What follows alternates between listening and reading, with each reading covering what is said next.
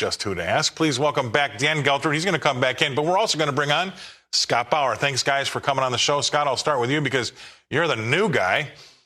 You've got kids. How are they going to buy a house? They're not right now. I mean, fortunately, two of them actually have a condo that they bought about 2 years ago and were able to secure, 3.5%, 4% interest rate loan.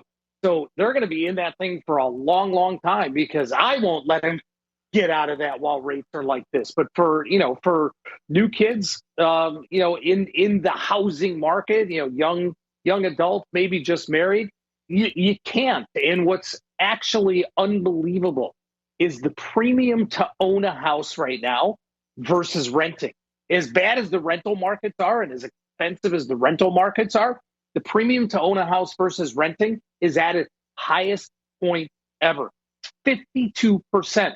In 2008, during the big financial crisis, it was only 33%. So no wonder the housing market, the new home market, as you just alluded to, was down so much. And I don't see it changing anytime soon until we start to see rates back in, the 5-6% range for 30-year mortgages. And I'm not even, I'm not sure 6.5 changes anybody's mind. But here's the deal. I had this chat over the weekend at a party. Dan, everybody says, well, it doesn't matter if you don't need a mortgage and you have cash, it's fine to go buy it. And I said, whoa, slow your roll. That's fine. You might buy it. You don't have to talk to the bank about an 8% mortgage. But when we finally do get this reckoning and we finally do get house prices to come down, because it's either the house prices come down with the folks that are trying to sell for 2021 prices or interest rates have to come down. One of the two has to happen, right? And I don't see interest rates coming down in the short term at all. And so you're going to have a reckoning with these people that have high-priced houses. So you might pay cash and not have the bank involved. But guess what? When they have this repricement of all these houses, you're going to be losing your money, not the bank's money. What do you think? Yeah, you're exactly right. I mean, at some point in time, the world is going to normalize. Now, who knows when that's going to be, Scott? And I also want to address this because a lot of people are out there saying, how could these young people ever afford to be able to get into a house? And some are. And I'm going to tell you how they're doing it. It's called the bank of mom and dad. Right. So you have parents, right, either giving the kids the money, lending kids the money, or just playing the bank.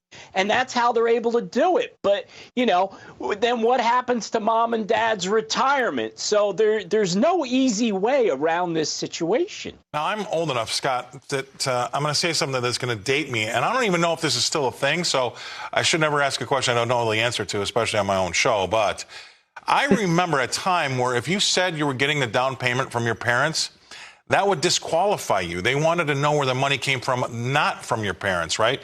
You couldn't use that as the down payment. Has that changed? I actually don't know. I'm not in the mortgage business. I'm not in the lending business. Fortunately, my two older sons had the down payments on their own. So I don't know if that's true or not. But, Dan makes a great point. If you can't borrow from the bank at 8%, you're looking to borrow from mom and dad are giving you some of that money, what happens to that retirement? And then what happens when the value, the equity in that house is down 10, 15, 20%? Nice. So, things will normalize, but I saw that happen in London when I bought a house there just after they had interest rates go from 10 to 15 and then back down to 10. There was so many people that just left their keys on the mat. And Dan, I don't know about you, but as part of this show, we do make sure we keep in touch with rural America. My father had a farm. We still have it in our family. And when I got married, I needed to take a loan out to go on a honeymoon, right? And I didn't have any assets. And I said to him, hey, I need some cash. He says, okay, well, go ask the bank how much they'll loan you. And I said, they won't. I have no assets. He goes, here we go, right? So what's prime? And he says, I said 7%. He says, well, my loan is prime plus 2. Take it or leave it. Well, I tell you what, I learned a pretty big lesson there. I was paying 9% for a stupid honeymoon. Maybe I should have just never gone on the honeymoon. But that's the bank of mom and dad teaching you a pretty good lesson there. Right, and let's put it this way: I'm not even so sure you could pull that one off right now as mom and dad, right? Right. Mom and dad may be pricing themselves out of the market, which may be good or bad. But Scott, listen, here's the real problem: there's just not enough inventory of houses out there, because in a normal situation when those rates are going up, prices should be coming down, and they're just not because of the simple supply and demand. So we're in a very, very unusual real estate market here. Yeah, and I think, you know what, I'm afraid it's going to be with us for a while.